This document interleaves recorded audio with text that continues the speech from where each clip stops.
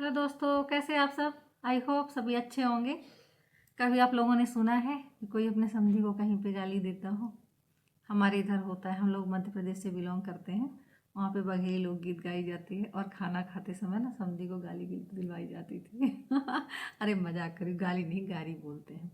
वो गारी का मतलब होता है जब समधी पहली बार आता है ना, तो उसको खाना खाते समय प्यारे प्यारे गीत सुनाए जाते हैं। अब ऐसा होता था कि पहले बुफे वगैरह तो होता नहीं था, तो एक पंगत में बैठाते थे, एक थे, और उसमें सबसे पहली वाली रो में बैठते थे दूल्हे के पिताजी, बाबा जी, चाचा जी, ताऊ जी, फूफा जी, ऐसे करके। और उन्हीं से थोड़ा 10-5 फीट दूर में गांव की जो अच्छी अच्छी लेडीज हैं, मतलब अच्छा गाना गाती थी, अच्छी का मतलब अच्छा गाना गाती थी, ठीक है, तो उनको बैठा लिया जाता था। और वो तब तक गाती थी जब उनकी थाली आ जाती थी समझी की, और जब वो हाथ धोने के लिए उठ जाते थे तब तक वो गाना गाया करते थे। कोई फालतू गीत नहीं गाते थे, वो तो ऐसे ही भगवान जी के ही गीत हुआ करते थे। हाँ, थोड़ा जो लेडीजें मजाकिया होती थी वो लास्ट में ज़रूर थोड़ा उल्टा पुल्टा गा देती थी, लेकिन फिर भी समझी लोग बहुत खुश होते थे, बहुत ज़्यादा, ठीक है। और इसके बाद एक रस्म और भी होती थी समधी के लिए, मंडप के नीचे। उसको तो सुनोगे तो आप लोग बहुत ही हंसोगे, क्योंकि उसमें क्या करते, जब शादी उदी हो जाती थी, इसके बाद लौटने की तैयारी होती थी, तो उसमें समधी को बुलाया जाता था। उसमें भी यही सब करते थे कि समधी के पिताजी, ताऊ, सॉरी, दूल्हे के पिताजी, ताऊ जी, बाबा जी, इनको सबको बुलाते थे मंडप खोलने के लिए। तो उसमें क्या करते थे कि सबको एक लाइन से चेयर में बैठाया करते थे, ठीक है।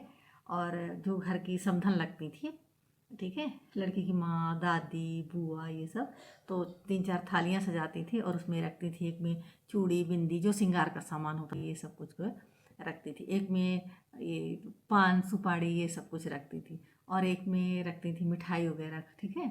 अब उसका क्या करती थी बताएं, उनको समधियों को, सारे समधियों को एक लाइन से बैठा दिया जाता था चेयर पे। अब सारी एक लाइन से समधन जा रही हैं, एक एक थाली लेके निकली, एक मतलब एक श्रृंगार की थाली लेके निकली, एक मिठाई की, एक पान सुपारी की, एक चुनरी वगैरह की, ऐसे करके। अब सबसे पहली वाली ने लगाया समधी जी को तेल, दूसरे ने लगाया पाउडर, किसी ने लगाया काजल, किसी ने लगाया बिंदी। समधी को किसी ने पहना दी चूड़ी, अगर आगे थी चूड़ी ने कान में फंसा दिया, नाक में फंसा दिया।